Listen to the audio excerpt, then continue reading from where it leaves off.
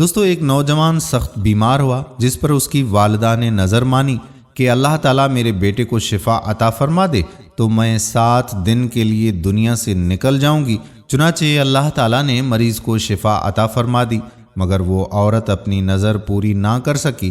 اس کے بعد اس عورت نے خواب میں دیکھا کہ کوئی بزرگ فرما رہے ہیں کہ اے خدا کی بندی، تو اپنی نظر پوری کر تاکہ خدا کی باز پر سے محفوظ رہ سکے۔ صبح ہوئی تو اس عورت نے اپنے لڑکے کو بلا کر تمام واقعہ بیان کیا اور اس سے کہا کہ قبرستان میں میرے لیے قبر کھود کر مجھے اس میں دفن کر دے۔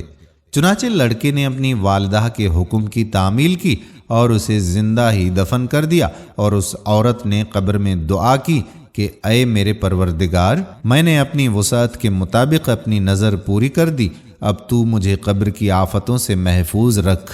اتنے میں کیا دیکھتی ہے کہ اس کے سر کی جانب ایک روشن دان ہے۔ عورت نے اس روشن دان میں جھانکا تو ایک باغ نظر آیا جس میں 2 عورتیں موجود تھیں، جنہوں نے اس عورت کو آواز دی کہ بی بی ہمارے پاس چلی آ۔ خدا کی قدرت سے وہ روشن دان کشادہ ہو گیا، جس سے نکل کر وہ عورت باغیچے میں ان دونوں عورتوں کے پاس جا پہنچی، اور وہاں پہنچ کر اس نے دیکھا کہ باغ میں ایک پاکیزہ حوض ہے جس پر وہ دونوں عورتیں بیٹھی ہوئی ہیں۔ اس عورت نے ان دونوں کے پاس پہنچ کر ان دونوں کو سلام کیا، لیکن ان میں سے کسی نے اس کے سلام کا جواب نہیں دیا۔ اس عورت نے ان سے پوچھا کہ تم تو ابھی بات چیت کر رہی تھی، آخر میرے سلام کے جواب سے کیا معنی پیش آیا؟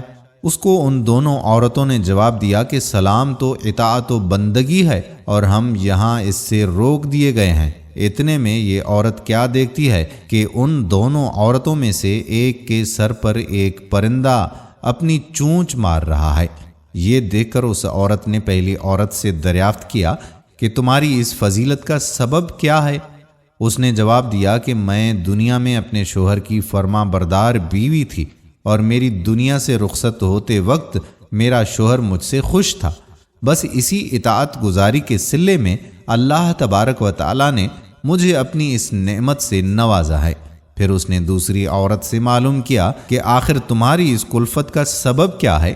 تو اس نے بتایا کہ میں تھی تو نیک بخت، مگر شوہر کی فرما بردار نہ تھی، اور میرے دنیا سے رخصت ہوتے وقت میرا شوہر مجھ سے ناخوش تھا، لہٰذا میری نیک بختی کا صلہ اللہ تعالیٰ نے مجھے یہ باغ عطا فرمایا، لیکن شوہر کی نافرمانی اور ناراضگی کے باعث میں اس عذاب میں مبتلا ہوں۔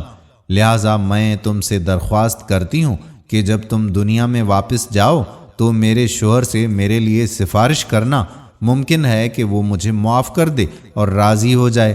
چنانچہ جب اس مدفونہ عورت پر 7 دن گزر چکے تو ان دونوں عورتوں نے اسے بتایا کہ دیکھو اب تم اپنی قبر میں چلی جاؤ، تمہارا لڑکا آیا ہوا ہے۔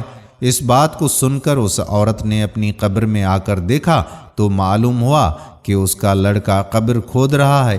پھر جب وہ لڑکا اپنی والدہ کو لے کر گھر پہنچا تو خبر مشہور ہو گئی کہ فلاں عورت اپنی نظر پوری کر کے قبر سے نکل کر آئی ہے۔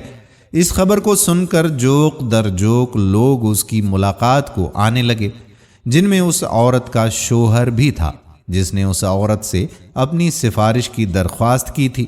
اس عورت نے اس شخص سے اس کی بیوی کا تمام حال بیان کر کے اس کی سفارش کی، جس پر اس شخص نے بیوی کا قصور معاف کر دیا۔